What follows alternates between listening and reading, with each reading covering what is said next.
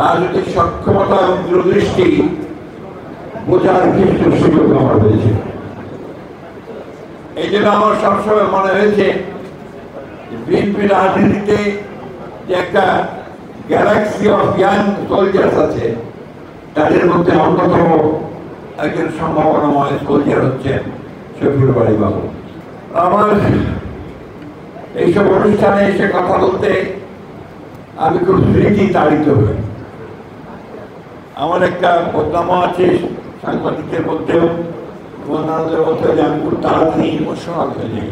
যাদেরকে সঙ্গে নিয়ে রাজনীতি করি, যাদেরকে সঙ্গে নিয়ে পথ চলি, তারা যখন হঠাৎ করে চলে যায়, তখন সেই চলে যাওয়া, সেই অনুপস্থিতি, এটা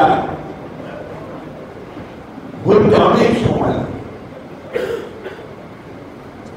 বাবুর শেষ সময়টা আমার কাছে কোনো মতেই আমি সহ্য করতে পারি।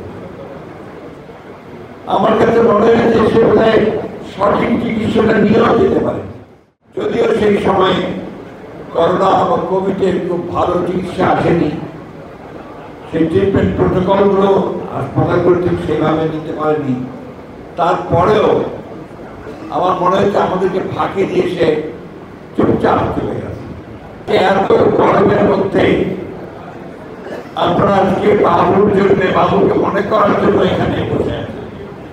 এখনই বাবুকে স্মরণ করবার সবচেয়ে যোগ্য সময়, কারণ বাবু হচ্ছেন সেই জাতীয় নেতা এবং কর্মী যা নিজের স্বার্থের জন্য রাজনীতি করেননি। বাবু সেই ধরনের একজন নেতা ছিলেন যিনি গণতন্ত্রে বিশ্বাস করতেন, শহীদ জিয়াউর রহমানের আদর্শে বিশ্বাস করতেন, দেশের বেগম খালেদা জিয়ার আদর্শকে বুকে নিয়ে আমাদের তারেক রহমানের স্বপ্নকে সামনে নিয়ে রাজনীতি করেছেন।